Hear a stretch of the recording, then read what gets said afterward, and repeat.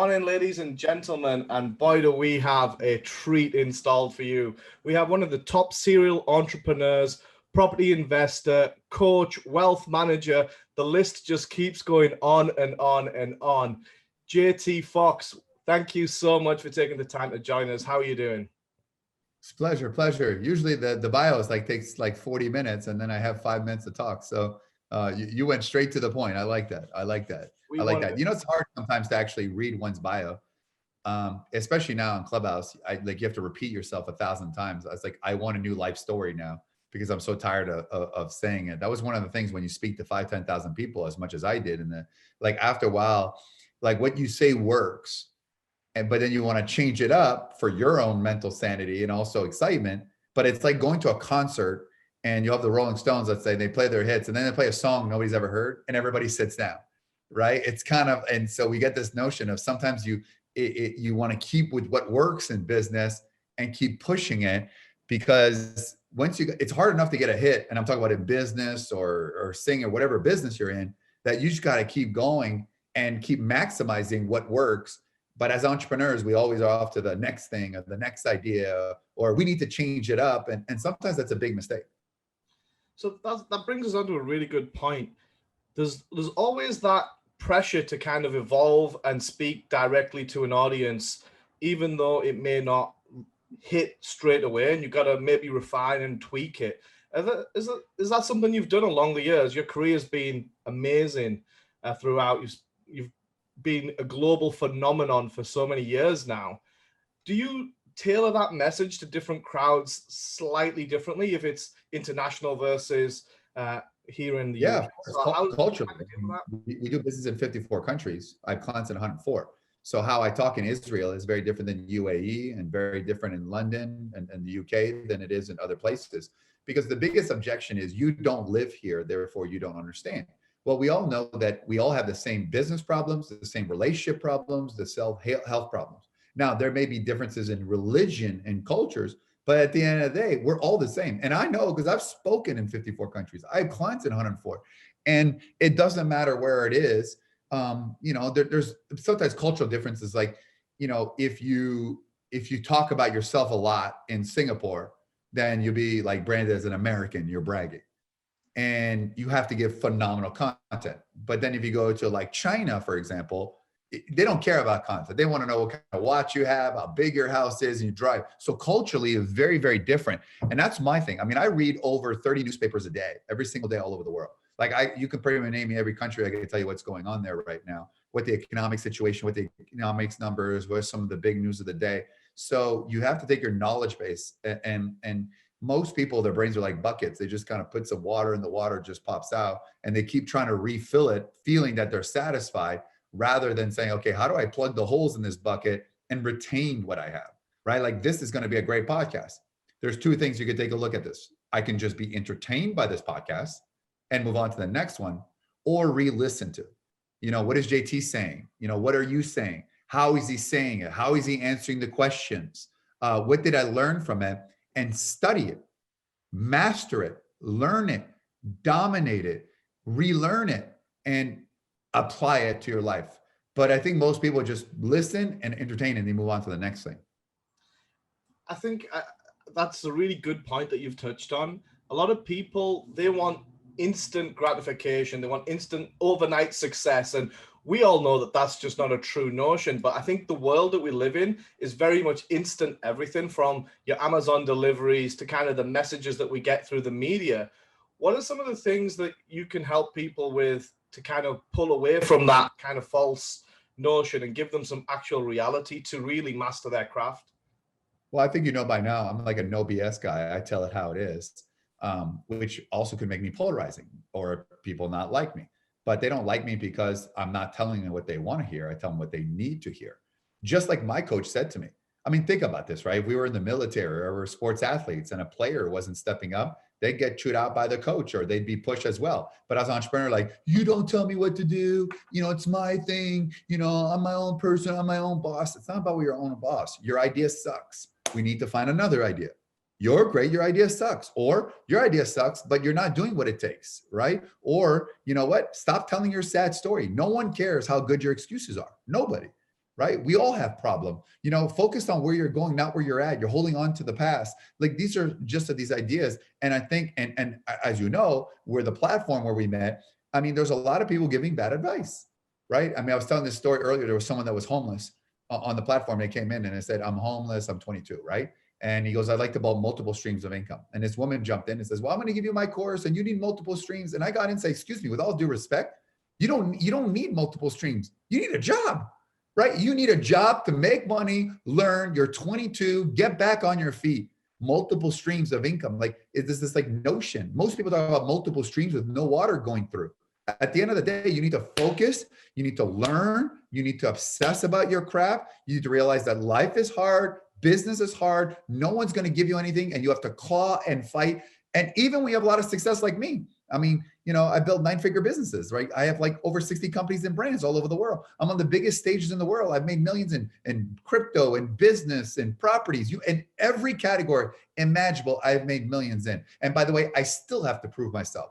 Just like I have to prove myself on this podcast for people to say, well, I never heard of you. Well, I never heard of you either, right? But the world's most successful people know, but I need to prove myself. I cannot just come here and assume because I have had a lot of success that people will be listening to this and be like, wow. So I have to prove them with my knowledge. I have to prove them that I know what I'm doing by answering the question. So we're always proving ourselves, even when we're successful. And when you come to that realization, you're always striving to become the better version of yourself. You're always striving to be like, you know what? How can I make this better, faster, more efficient? You're never comfortable. You become hyper-focused. You become in your zone.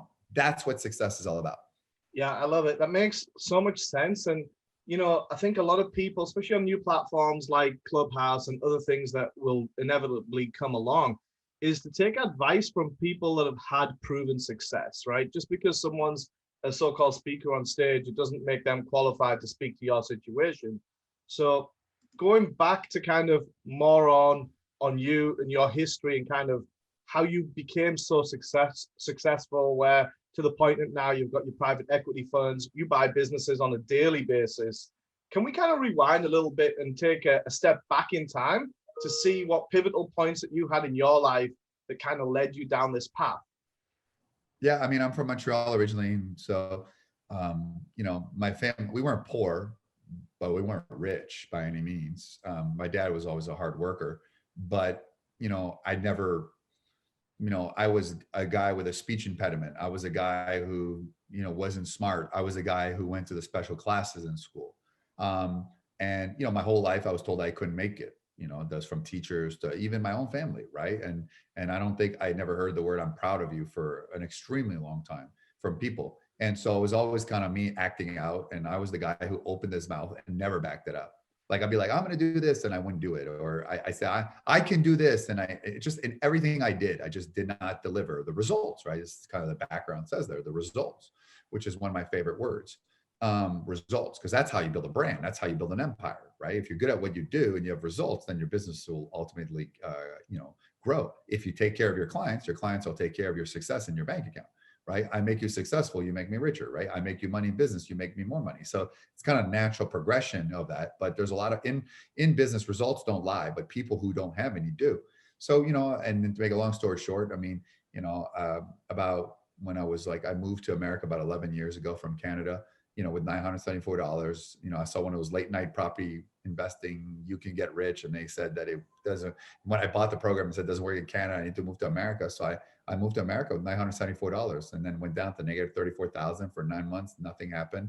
And I finally did my first deal 30 days from moving back to Canada, made 74,000, second deal, 110,000. And I did first 500 deals without using any of my own money, doing 50-50 deals. Right. And even when I had money, I still didn't use all my money because I realized that you're always going to run out. And then through this, I got interviewed on a radio show. And then they liked me, so they offered me a radio show, which is ironically because I had a speech impediment, right? So the irony about all of this is that who'd have known I would have been on radio? And then through that, then I started speaking, and then I started getting involved with a lot of business and charities. And next thing you know, I've got a global empire. And obviously, the turning point number one is the first deal. Right, that first deal has changed. When you do anything, your first deal, your first customer, because that builds confidence, right, and momentum. And the second thing I learned is, like, I always tell people there are 5 stories that define your life, right? 5 business stories as well, and I know mine very clearly. One is my first deal. You know, the second one was the realization when, you know, it's a funny story.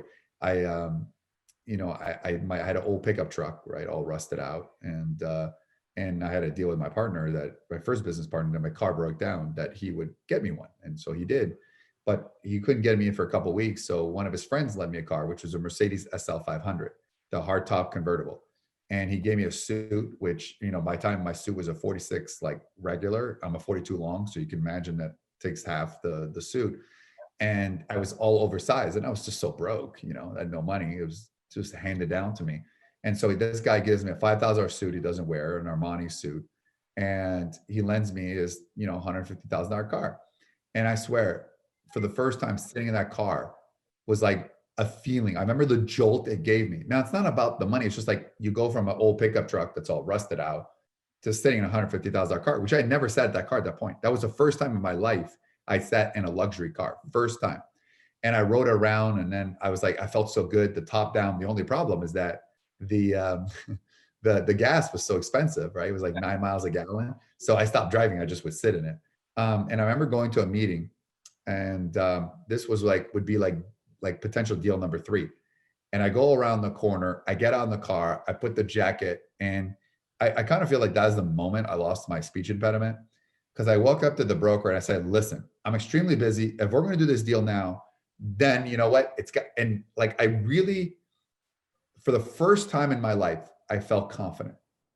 And it had nothing to do with the car and the suit. And maybe because I knew I had that, so there was no excuse. And not only did it turn into a deal, but it turned into 11 deals. And I remember asking that broker, which by the way was at one of my events like 5 years ago. Like I recognized, I'm like, dude, you're that broker. He goes, and he gets up, he goes, I remember you the first time I met you. And I'm like, what did you think? He goes, when you got out of that car, I thought you were the most confident person I'd ever met, which by the way, no one had ever told me that my entire life. Right. And I really think that's the day JT Foxx was born, the person you hear today. So, like by the sounds of it, yeah, I think that was the switch. That was that for me. That was that in that moment, that switch that did, because that actually led me to like a couple $1 million in deals because of that, because they sent other deals. That's where that confidence came in, right? We all live in the confidence. The first time we do anything, we're nervous, whether it's deals, business, speaking, anything, but anything you do 5 times, it goes away. Like, you know, first deal, you're nervous, 5th deal, you're not. You know, first date, you're nervous, 5th date, you're not. First marriage, you're nervous, not 5th. Right. So you get that out of the way. So, and then once you have the confidence, you go to confidence. And then once you're confident, that's what success is. So you can never truly be successful unless you're confident in your marketing, your branding, your sales ability. And then once you have success, then you can worry about significance. Then you can worry about making people around you better. And then you can worry about legacy. How do I make this planet a better place than when I first got here? So that was a big defining moment. And I think to the next level is also the first time I went to South Africa. You know, like everybody says, don't go, it's dangerous. And I went there. And that was my first international. I had been to UK and Canada, but to go to South Africa, I mean, who would have thought? You're like this broke guy, and then 5 years later, you're in South Africa. And I went there, and that's what I sort of became famous. And that's when I built my global empire, because of what I did in South Africa. So those are like moments of pivots that I really look back, and you know, you always have to reinvent yourself. You always have to push yourself. But you know, so I say these are 5 stories that truly define you, who you are. And they change, but when you look back, there's always 5 stories. So I bet you 5 good stories will get you $10 million a year for sure. Easily. And then a lot of the times you can dictate those stories. People look at the stories and they tell themselves lies based on the situation to kind of imposter syndrome and keep themselves down. But you, like you said there, I think that was a really good point at the end, where you create those 5 stories, you tell yourself what they are. So they need to be positive stories, right? Or pivotal stories that help you go from nothing in Canada to a multi-million-dollar enterprise and help it. I think it's more than multi-million dollars now. I think we have to add a lot of zeros on that as well. So lots of zeros, right? Which is, by the way, which I was saying this morning, if you say, oh, JT, you should be proud of your success. I mean, compared to most people, perhaps, but I take a look at what Elon Musk has done as like 99.99% better than me. I didn't put anybody in space, right? I didn't invent a card that's, you know, changing the landscape. So sometimes I feel like I'm not good enough, which drives me to become better, right? Because I think you have to constantly be uncomfortable to be successful. We had a debate about that this morning, but I think that's I think it high is because performance it's, mentality for sure. It's yeah, definitely I mean, great to see in high performing people never where be satisfied. Never be satisfied. Because if I'm satisfied, I'll just spend my money and do nothing. I mean, we've done that during lockdown. It's not fun. Doing nothing sucks. Like how much broke flicks, I call it broke flicks because if you have no money and you're watching a lot of Netflix, you're probably broke because who has time for that, right? Um, and doing nothing and chilling. I mean, for me, I always have to be productive. I always have to do something. I always have to create. I always have to think because I don't like being comfortable. I like being uncomfortable. I like pushing myself because you don't live once, you live every single day and you die once. that's a really powerful saying. I love that. You don't live once, you live every day, but you die once. We'll definitely take that one to heart. So let's talk a little bit about how you've scaled the empire, and now you've got your own. You got multiple companies, but one specific one is your private equity fund, where you now help buy other businesses. You partner with people. Can we talk a little bit about that? Because that I feel is a great way that you are also giving back and contributing and sharing your knowledge and power with a much wider audience. Well, the private equity is kind of interesting because once you build a lot of companies, you build a big database.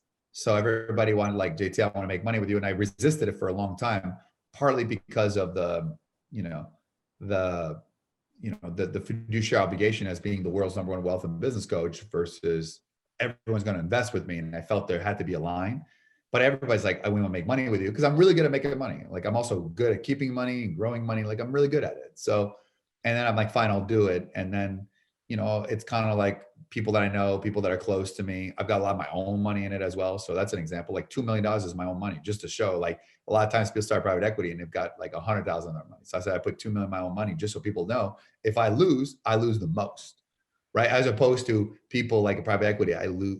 They sort of lose in a different way. So to me, I take a look at that component, and so it's kind of a natural progression because as you get more branded, as you're having more results, like the screen says there, people want to invest with you. People want to partner with you. People want you on your shows. So it becomes easier and easier and easier. But it's actually more fun. What I've done in the last 6 months is I kind of created a sort of, I'd say like a club where like about 70 of my top clients in the world and friends that have a lot of money, we get together and we basically talk about, here's deals I'm working on, who wants in, or other people pitch us deals.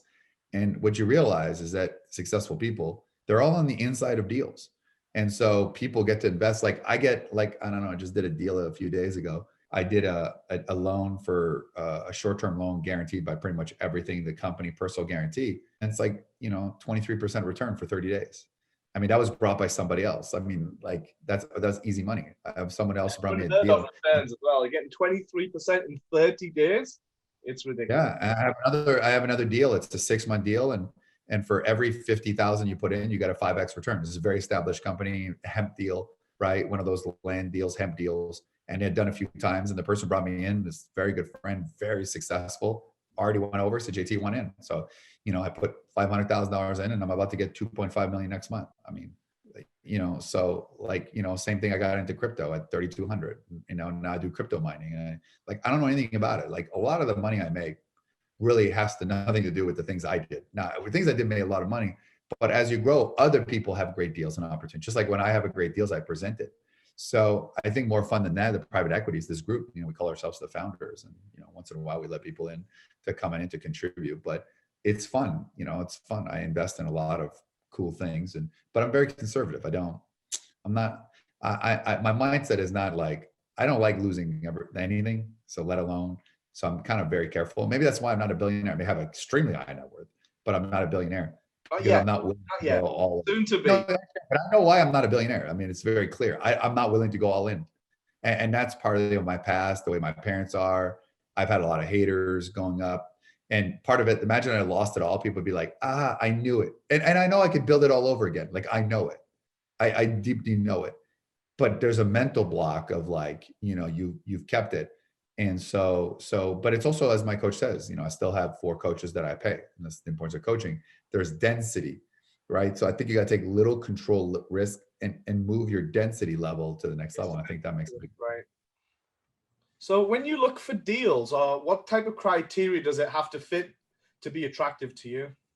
I mean, I don't have a criteria. It's got to make a lot of money. I mean, that's kind of like the notion. I mean, I know it sounds crazy, but like I didn't know anything about hemp. I didn't know anything about crypto. I didn't know anything about whiskey. So you just don't know. Like I kind of feel like my life now, I'm like the fisherman, and I hear there's a lot of fish that are about to go somewhere, and that's where my boat goes, and I'm first to get it, and I just scoop up. You know, what I haven't done is like I'm gonna take just one company, and I'm just gonna work on that one company and grow it. And maybe I'm more like a Richard Branson.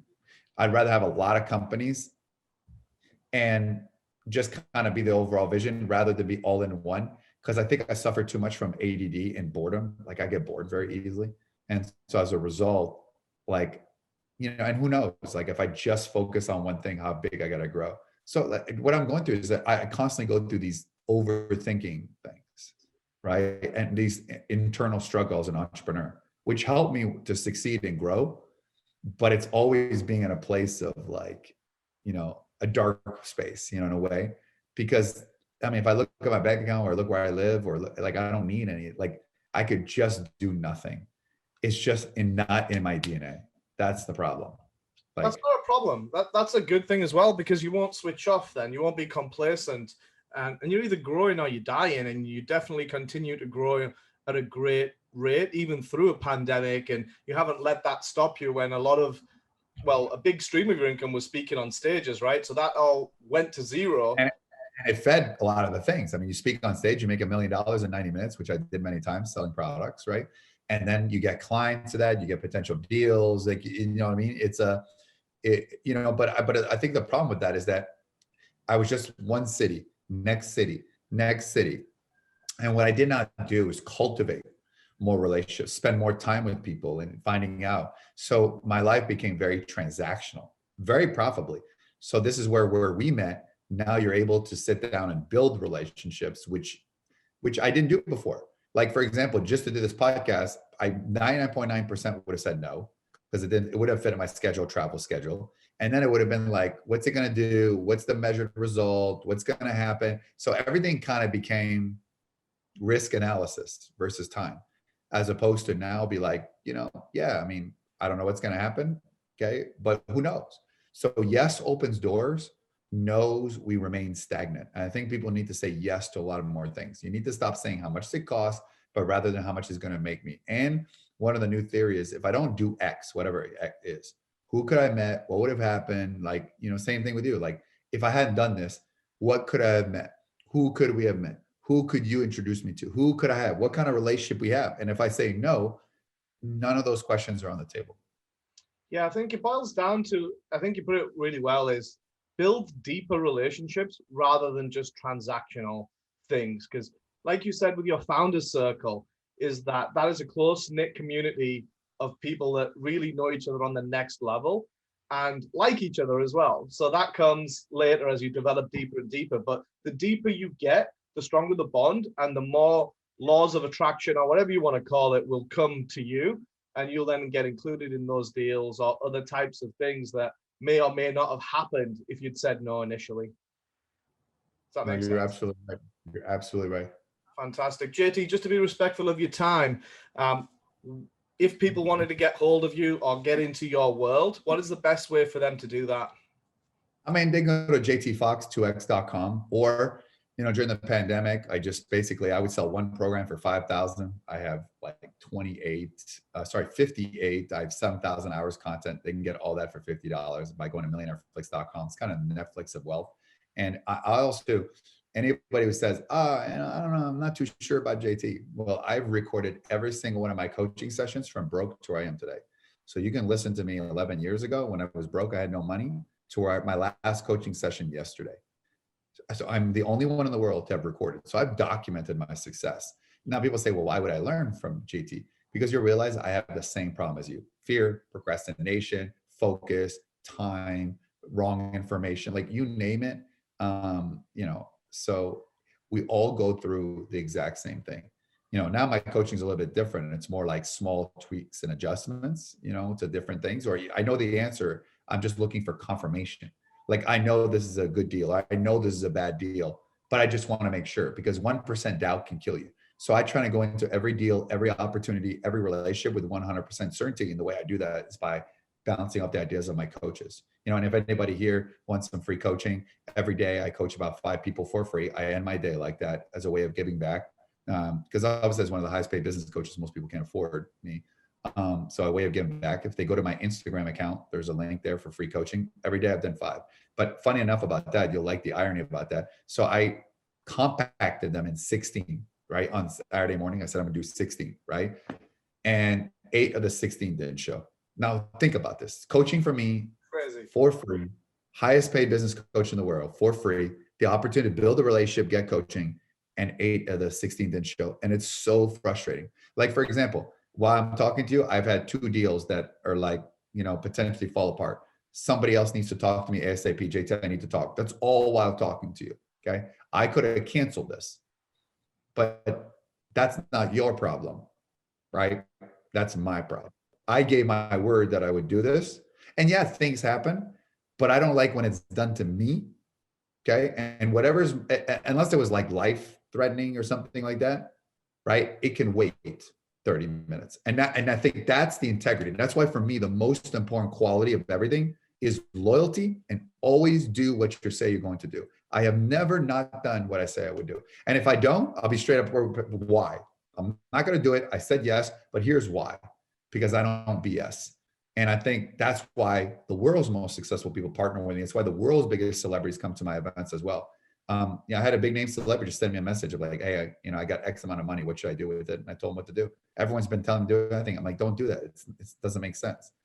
Right. But I didn't ask him invest with me or not. I'm like, I just said, here's my thoughts. So, and that's why people respect that. So that's it. I mean, I'm not better than anybody else. I just like to keep my word. So I think that's the sign of a person's character.